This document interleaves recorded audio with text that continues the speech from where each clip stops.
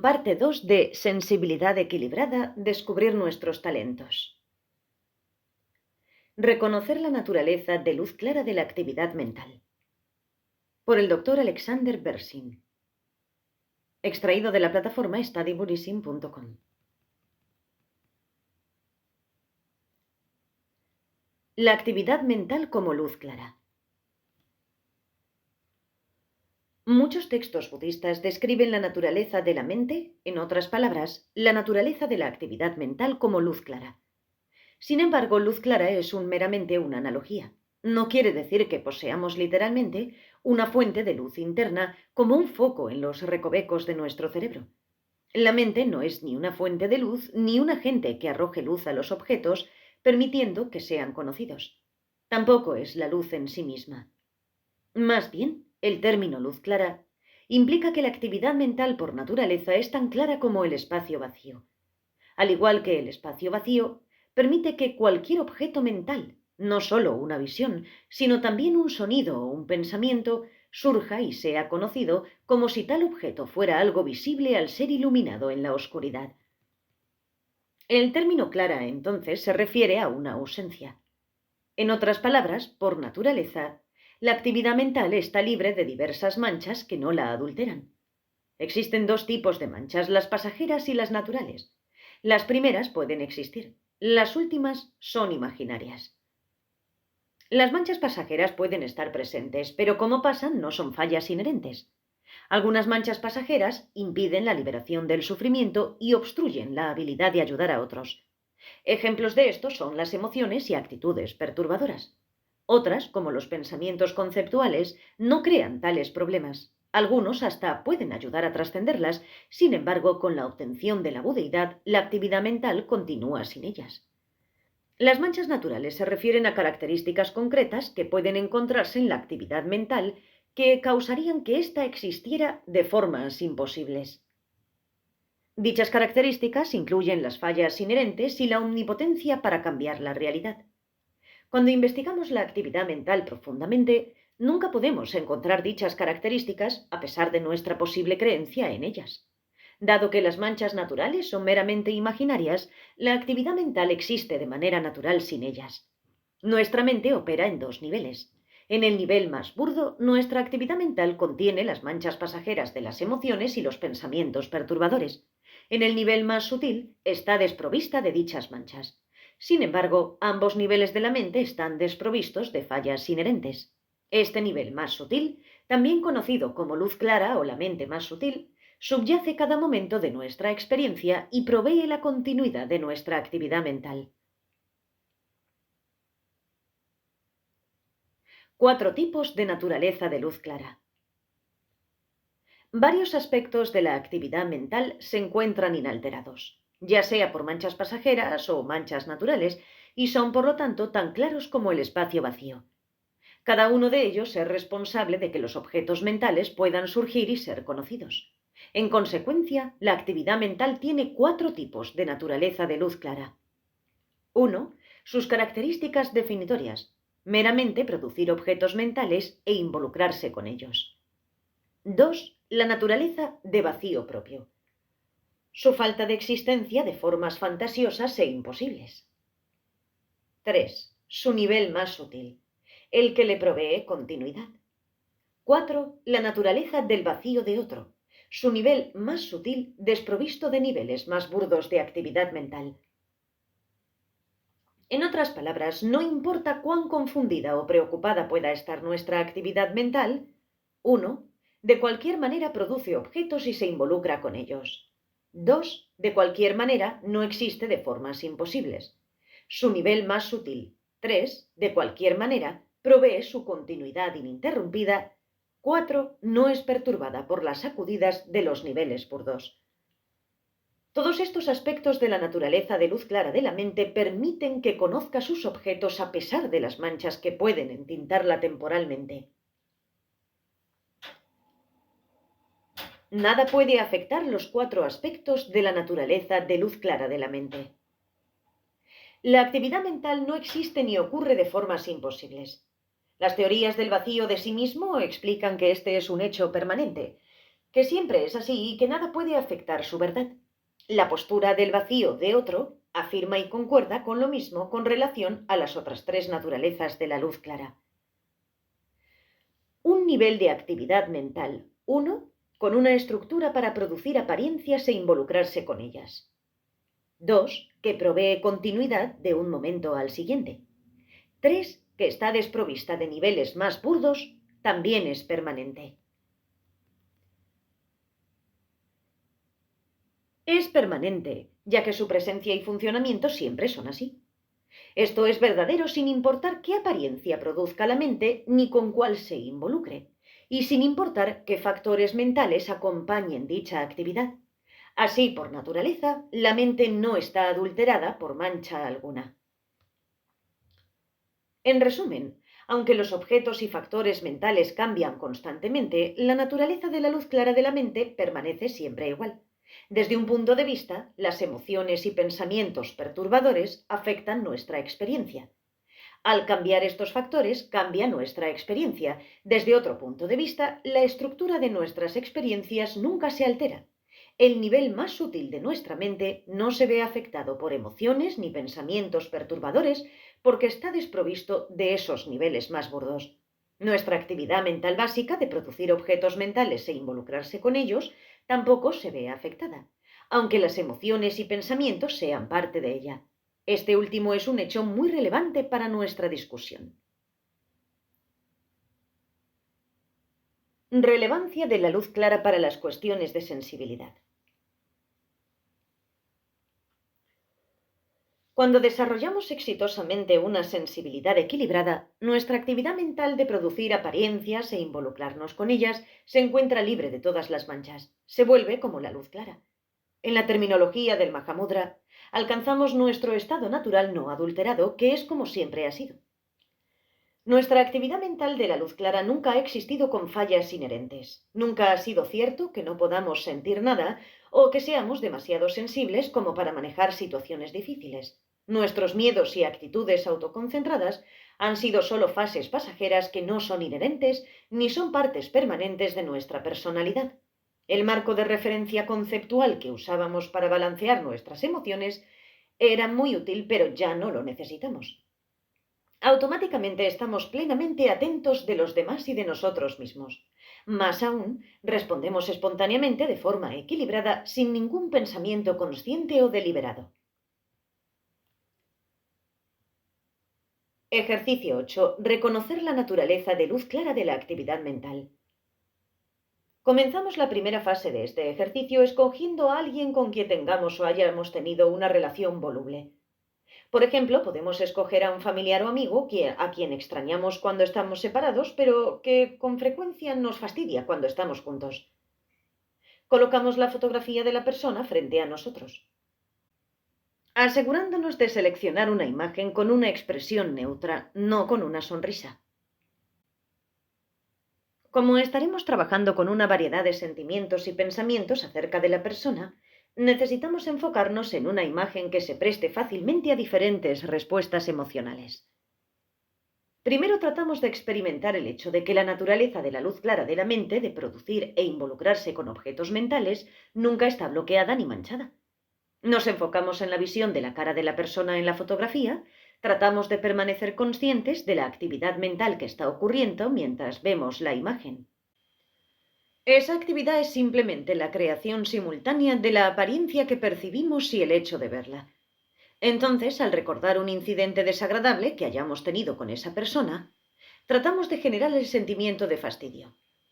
Hacemos un alto y observamos si nuestra emoción perturbadora impide la actividad mental que produce la visión de la cara y nuestra acción de verla. Luego, quitamos la vista de la foto y pensamos en la persona, usando su imagen mental, un sentimiento o simplemente su nombre para representarla. Podemos mantener los ojos abiertos o cerrados, lo que más cómodo nos sea. Nuevamente tratamos de recordar el incidente en el que nos sentimos fastidiados. ¿Acaso nuestro fastidio bloquea el nombre de la persona o evita que la imagen de su cara surja en nuestra mente y que podamos pensar en ella? De hecho, no podemos estar conscientemente fastidiados con la persona sin pensar de alguna manera en ella. A continuación, recordamos una situación desagradable que no tenga nada que ver con la persona y generamos un sentimiento de fastidio, por ejemplo, con nuestro trabajo. Miramos la fotografía con este estado mental y examinamos si nuestra emoción evita que nuestra actividad mental produzca la visión y la acción de verla. Todavía fastidiados con nuestro trabajo, tratamos de pensar en la persona. Aunque esto pueda ser difícil si estamos muy molestos, de cualquier forma podemos, por lo menos, pensar en el nombre de la persona. Finalmente, la experiencia personal nos lleva a la conclusión de que no importa cuán perturbada esté nuestra mente, esto no afecta nuestra actividad mental de producir apariencias e involucrarse con ellas momento a momento. Aún así, podemos ver y pensar. Por lo tanto, no importa qué tan desconcertados estemos emocionalmente, aún podemos estar conscientes de las situaciones de otros. Si estamos molestos, es posible que no prestemos mucha atención a su situación, pero las emociones perturbadoras no nos incapacitan para ver o pensar en ella. Tratamos de digerir este nuevo entendimiento. Al mirar una vez más la fotografía, pensamos conscientemente en un pensamiento verbal acerca de la persona tal como es un ser humano. Investigamos si dicho pensamiento evita que la actividad mental produzca la visión de la cara y el hecho de que la veamos. Entonces hacemos lo mismo mientras simplemente pensamos en la persona de forma no verbal. ¿Cómo podemos pensar que es un ser humano sin pensar en la persona? A continuación pensamos en algo que no tenga nada que ver con la persona, como es hora de comer. ¿Podemos simultáneamente tener ese pensamiento y ver la foto? ¿Podemos tener ese mismo pensamiento mientras tenemos la imagen de la cara de la persona en nuestra mente? La experiencia nos lleva a concluir que el pensamiento verbal tampoco bloquea el que veamos o pensemos en alguien. Tratamos de enfocarnos en este otro hecho. Nuevamente, al mirar la foto pensamos, no me puedo relacionar con esta persona. Aunque pensemos que esto es cierto, ¿existe alguna falla inherente en nuestra actividad mental que nos impida ver lo que vemos? Repetimos el pensamiento mientras simplemente pensamos en la persona y nos hacemos la misma pregunta.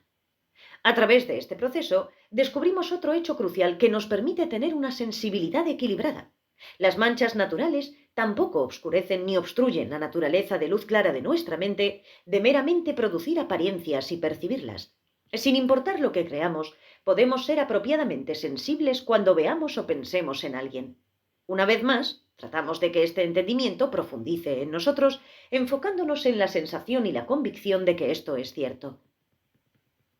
A continuación, tratamos de experimentar que nada puede afectar la naturaleza de vacío de sí mismo, de la luz clara de nuestra mente, el hecho de que no existe de formas imposibles. Una forma imposible sería que nuestra mente pudiera alterar la realidad, no solo nuestra experiencia subjetiva de la realidad, sino la realidad objetiva misma. Cuando creemos que nuestra mente tiene este poder, imaginamos que cualquier cosa que pensamos de alguien es cierta simplemente porque así lo pensamos.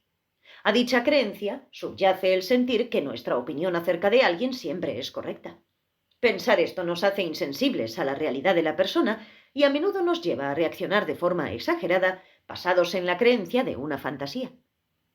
En este ejercicio, examinamos este tema solo en su nivel más obvio. Más adelante lo exploraremos con más profundidad. Bien, primero miramos la fotografía con temor y pensamos, esta persona es un monstruo. ¿Nuestros sentimientos o pensamientos convierten a esa persona en un monstruo? No, no lo hacen. Alguien puede actuar como un monstruo o podemos meramente pensar que actúa como un monstruo. Sin embargo, nadie es realmente un monstruo porque los monstruos reales no existen. Al repetir el procedimiento mientras meramente pensamos en la persona, concluimos y tratamos de enfocarnos en el hecho de que nuestra mente no puede cambiar la realidad. Nuestra actividad mental no existe con ese poder imposible. Luego tratamos de experimentar el hecho de que un nivel más sutil de la luz clara de la mente subyace a cada momento de nuestra experiencia y al ser vacío de otro, está desprovisto de toda mancha.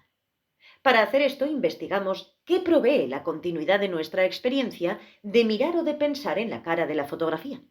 Tratamos de considerar la visión y luego el pensamiento de la cara con fastidio, añoranza y finalmente con celos. Ya que ninguna de estas emociones perturbadoras persiste y cada una puede ser reemplazada por la siguiente, el nivel de actividad mental que provee continuidad debe ser más sutil, uno que subyace a todas las emociones.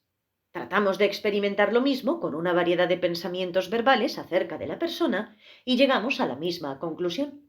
El nivel que provee continuidad también debe subyacer y ser más fundamental que el pensamiento verbal. Lo que permanece ahora de nuestra actividad mental es meramente el ver y el pensar en la imagen de la cara. Lentamente alternamos ambos, cerrando los ojos cuando pensemos en la persona, si es que no lo habíamos hecho antes. En ambos casos se da el surgimiento de una apariencia y el involucramiento con ella. La actividad fundamental de la mente es la misma. Por lo tanto, el común denominador que subyace a todas nuestras experiencias y que provee su continuidad es la actividad mental de meramente producir apariencias e involucrarse con ellas. Finalmente, tratamos de incorporar estas intuiciones profundas en nuestra experiencia momento a momento, mirando la fotografía y usando las siguientes frases clave. Producir y percibir apariencias. No afectado por emociones o pensamientos. Sin fallas inherentes. Incapaz de cambiar la realidad. Siempre hay.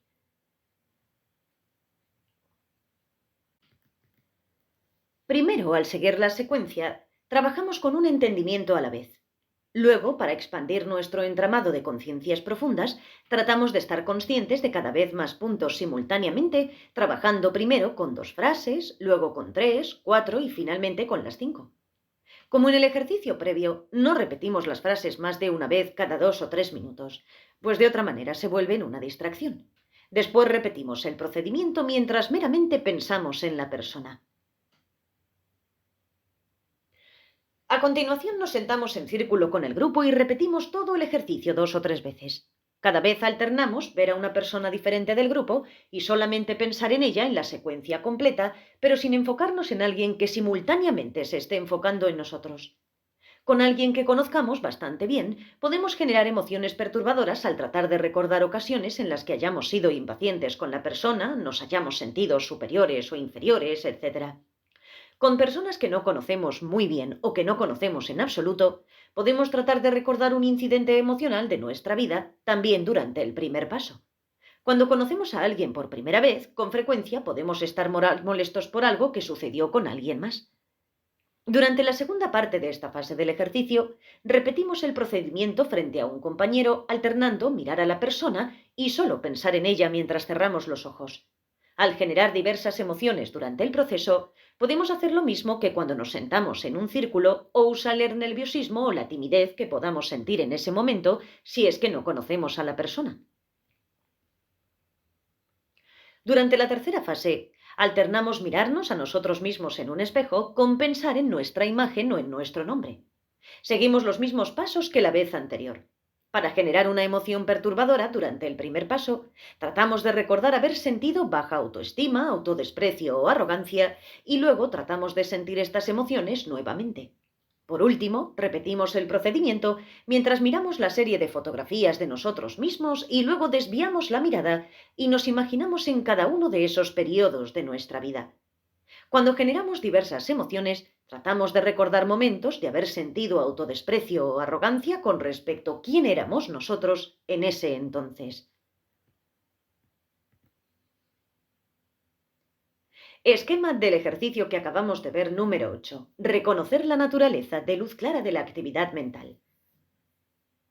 1.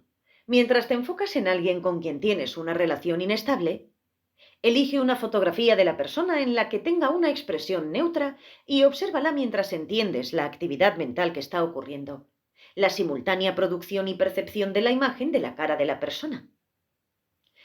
Recuerda un incidente desagradable que tuviste con la persona y genera una sensación de molestia. Examina si la emoción perturbadora impide la actividad mental que produce la imagen de la cara y tu acción de verla. Aparta la vista de la fotografía y piensa en la persona utilizando una imagen mental, una sensación o simplemente un nombre para representarla. Recuerda nuevamente el incidente sintiéndote molesto y examina si la emoción bloquea el mero surgimiento del pensamiento de la persona y el hecho de que lo pienses. Repite el procedimiento recordando un incidente desagradable que no tenga nada que ver con la persona.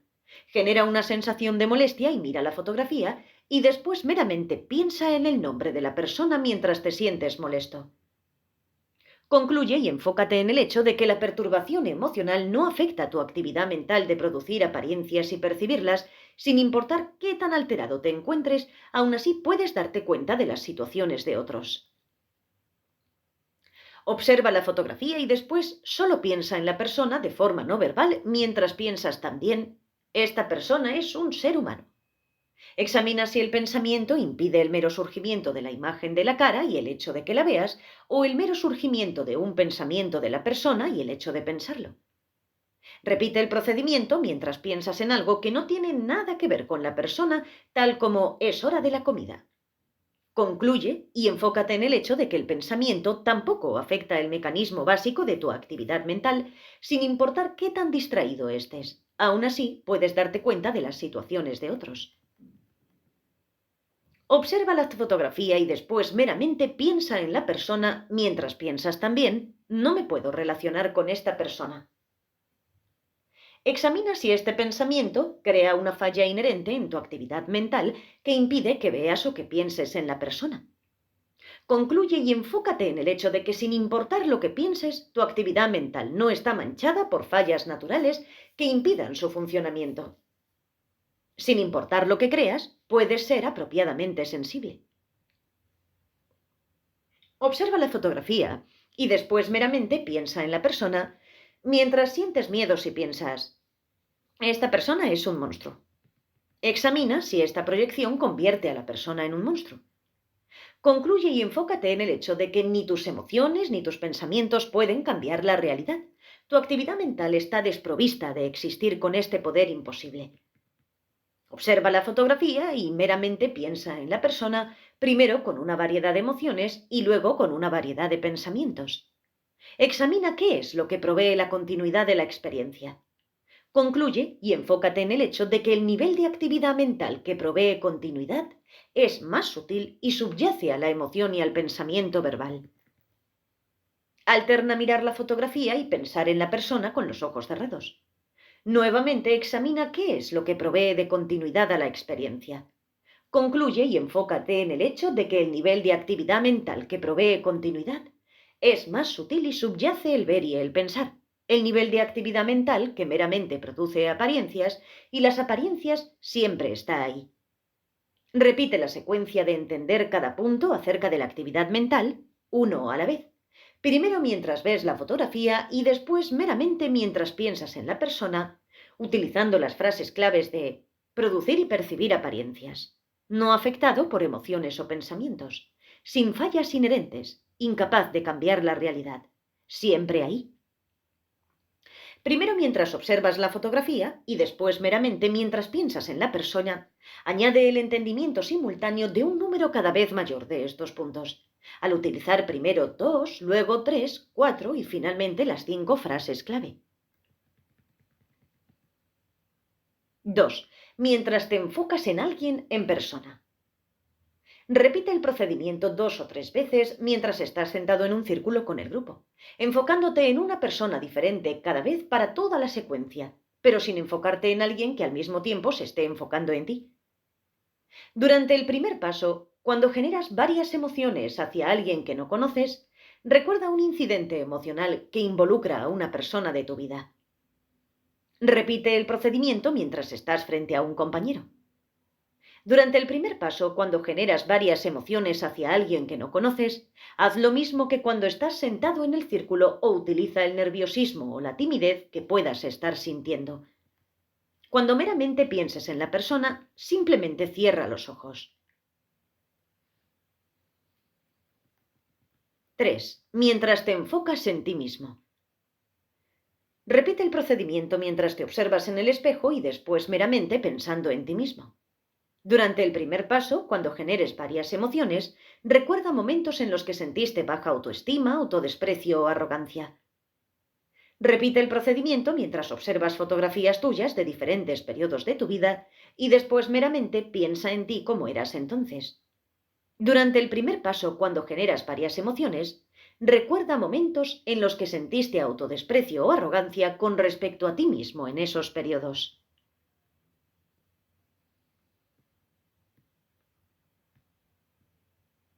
Gracias por escuchar.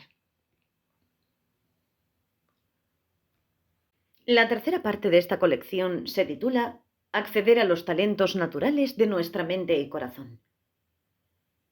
Gracias por escuchar.